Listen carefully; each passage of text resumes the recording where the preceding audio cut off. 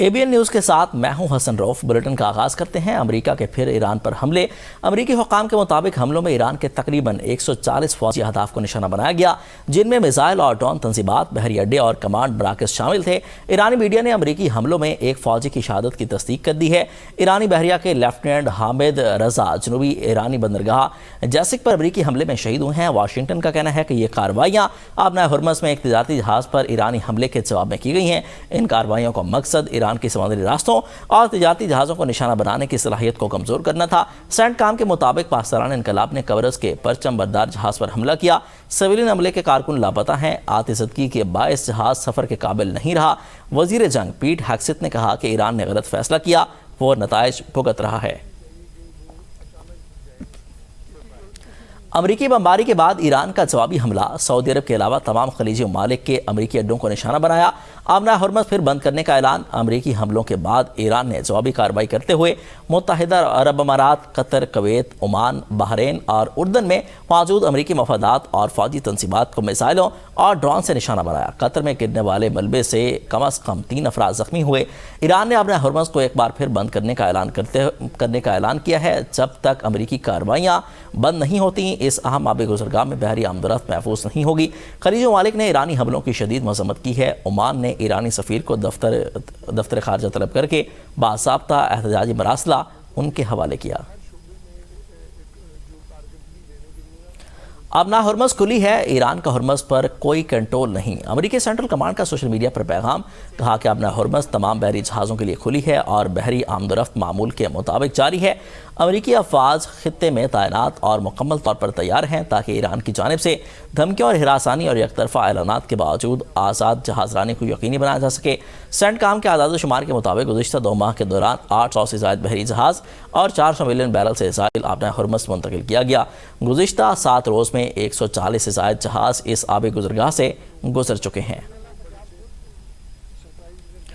आबना Hormuz में बहरी आमदरफ्त मुमकिन नहीं। अमरीकी फ़ौज की गैर कानूनी सरगर्मियों के बायस बहरी आमदरफ्त आर्जी तौर पर मुअत्तल है। ईरान के खलीज गल्फ स्टेट अथॉरिटी ने सेंटकॉम का दावा मुस्तरद कर दिया। बयान में कहा कि खित्ते में अमन इस्तेहकाम बहाल होते ही तमाम दरख्वास्तों का मुकर्ररा शेड्यूल के मुताबिक जायज़ा लिया जाएगा और ज़रूरी इजाज़तनामे जारी किए जाएंगे। आमदरफ्त से मुतल्लिक तमाम सरकारी इजाज़तनामे सिर्फ लीज गल्फ स्टेट अथॉरिटी की वेबसाइट के जरिए जारी किए जाएंगे। पाकिस्तान इनकलाब ने हुर्मस बंद करने का ऐलान किया था। ओमान के आबना हुर्मस में बहरी आमदरफ्त के लिए नई तजवीज़। अमरीकी मीडिया के मुताबिक 2 अलग बहरी राहदारियों के क़याम का मनसूबा ज़ेर गौर है। तजवीज़ के तहत जनूबी राहदारी से आज़ाद बहरी आमदरफ्त जारी रहेगी, जबकि शुमाली राहदारी इस्तेमाल करने वाले जहाज़ों को ईरान से पेश की इजाज़त लेना होगी। मुजवज़ा मनसूबे में जहाज़ों पर किसी किस्म का टोल आयद नहीं किया जाएगा। ईरानी वज़ीर ख़ारजा अब्बास इराक़ची ने ओमानी तजवीज़ को फौरी तौर पर कबूल करने से इनकार किया। कहा कि हतमी फ़ैसला तेहरान में मुशावरत के बाद किया जाएगा। वज़ीर आज़म शहबाज शरीफ कल कतर का दौरा करेंगे। वज़ीर आज़म साबिक़ अमीर कतर शेख हमद बिन खलीफा आल सानी के इंतकाल पर ताज़ियत करेंगे। शेख हमद बिन खलीफा आल सानी 74 बरस की उम्र में इंतकाल कर गए। शेख हमद बिन खलीफा ने पाकिस्तान और कतर के ताल्लुकात की फ़रोग़ में अहम किरदार अदा किया। शेख हमद बिन खलीफा के खित्ते के अमन व इस्तेहकाम के लिए खिदमात को हमेशा याद रखा जाएगा। वज़ीर आज़म शहबाज शरीफ कतर में ताज़ियती मुलाकातें करेंगे। पाकिस्तानी हुक्काम और अवाम की जानिब से कतर की क़यादत और अवाम से दिली हमदर्दी का इजहार करेंगे। वज़ीर आज़म कतर के अमीर शेख तमीम बिन हमद आल सानी से मुलाकात करेंगे। नायब वज़ीर आज़म इसहाक़ डार और दीगर अहम शख्सियात भी वज़ीर आज़म के हमरा होंगे। मज़ीद बात करते हैं रिजवान अब्बासी से। रिजवान, वज़ीर आज़म के दौरा कतर से मुतल्लिक़ आगाह कीजिएगा।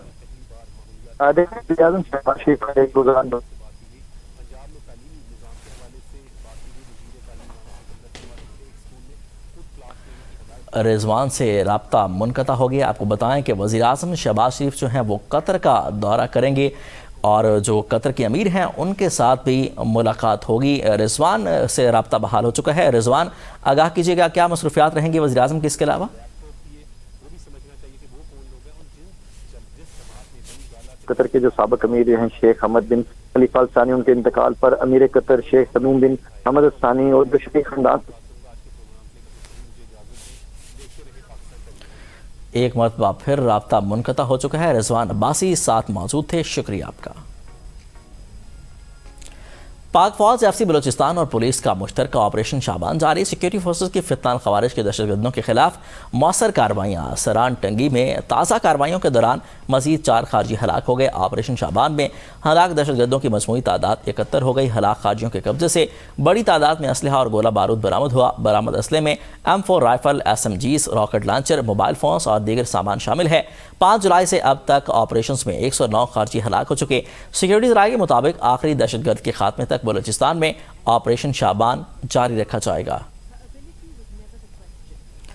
آزاد جموں کشمیر حکومت اور پولیس نے کہا ہے کہ حکومت پاکستان اور آزاد کشمیر حکومت نے ہمیشہ مذاکرات اور عوامی مسائل کے حل کو ترجیح دی ہے. تاہم ریاست مخالف سرگرمیوں، سرکاری املاک کو نقصان پہنچانے اور قانون نافذ کرنے والے اداروں پر حملے کسی صورت قابل قبول نہیں. مشترکہ پریس کانفرنس میں ترجمان حکومت نے کہا کہ 4 اکتوبر کے معاہدے کے تحت ایکشن کمیٹی کے 38 مطالبات منظور کیے گئے، مگر بعد میں کمیٹی ریاست مخالف سرگرمیوں میں ملوث ہونے پر قانون کے مطابق کالعدم قرار دے دی گئی. DIG آزاد کشمیر عرفان مسعود نے کہا کہ عوامی مشکلات کے پیش نظر شرائع کھلوانے کے لیے کارروائی کی گئی ہے، جبکہ شجاع آباد میں رکاوٹیں ہٹانے کے دوران اہلکاروں پر فائرنگ کی گئی. اشیاء ضروریات کی گاڑیوں پر حملے، لوٹ مار اور عوامی سہولیات کو نقصان پہنچانے پر پرامن احتجاج نہیں بلکہ یہ قانون شکنی ہے. شانگلہ میں آسمانی بجلی گرنے سے کم سن بچہ جاں بحق. شانگلہ کے علاقے تحصیل شاہپور میں آسمانی بجلی گرنے کے افسوسناک واقعے میں بچہ جاں بحق ہو گیا. 12 سالہ تاثیر رحمان پر آسمانی بجلی گرنے سے وہ شدید زخمی ہو گیا. اہل علاقہ نے فوری طور پر طبی امداد کے لیے قریبی اسپتال منتقل کیا، تاہم بچہ دم توڑ گیا.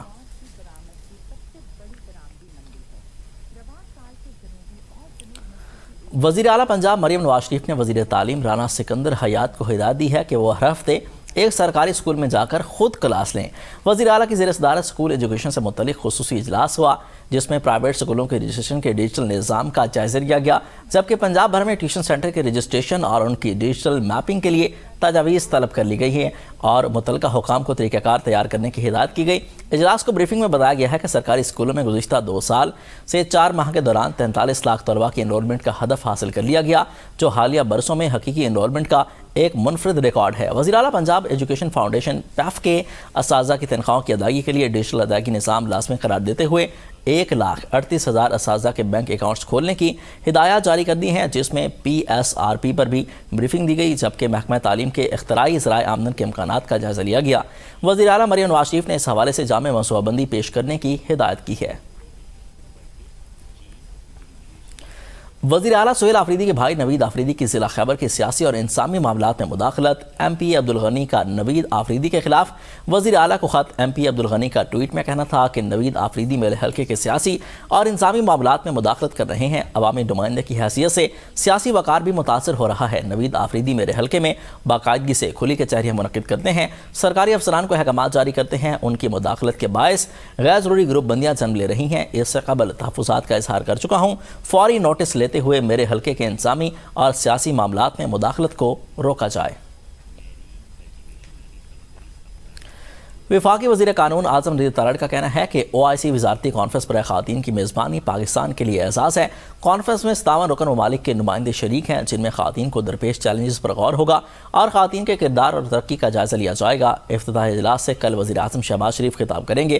اس کے علاوہ وزیر اعلیٰ پنجاب مریم نواز اور وزیر RT شیزہ فاطمہ سمیت حکومتی شخصیات کانفرنس میں شریک ہوں گی. کانفرنس کا انعقاد پاکستان کے لیے سفارتی سطح پر اہم موقع ہے. بین الاقوامی میڈیا اور مبصرین بھی OIC خواتین کانفرنس میں شریک ہوں گے. کانفرنس کے اختتام پر اسلام آباد اعلامیہ جاری ہوگا. صدر ٹاؤن، اولڈ سٹی ایریا اور گردنواہ کے علاقوں میں پانی کے دیرینہ مسئلے کے حل کی جانب اہم پیش رفت. میئر کراچی بیرسٹر مرزا وہاب نے میر Muhammad Baloch water pumping station کا افتتاح کر دیا. اس پمپنگ اسٹیشن کی تنصیبات تقریباً 35 سال قبل مکمل ہو گئی تھیں، تاہم بجلی کی عدم فراہمی کے باعث اسے فعال نہیں کیا جا سکا. اس پمپنگ اسٹیشن سے رانچوڑ لائن، کھارا در، میٹھا در، جوڑیا بازار، بمبئی بازار، بھیمپورہ، اولڈ سٹی ایریا اور ملحقہ علاقوں کو پانی کی فراہمی یقینی بنائی جائے گی. میئر کراچی کا کہنا تھا کہ ہمارا تعلق عوام سے ہے، ہمیں ان کے مسائل کا بخوبی علم ہے اور پیپلز پارٹی ہی ان مسائل کا عملی حل فراہم کر رہی ہے. یہ منصوبہ اسی کا منہ بولتا ثبوت ہے. اس پمپنگ اسٹیشن کو نئی مشینری کی تنصیب کے بعد دوبارہ فعال کر دیا گیا، جس سے تقریباً 3 لاکھ افراد مستفید ہوں گے.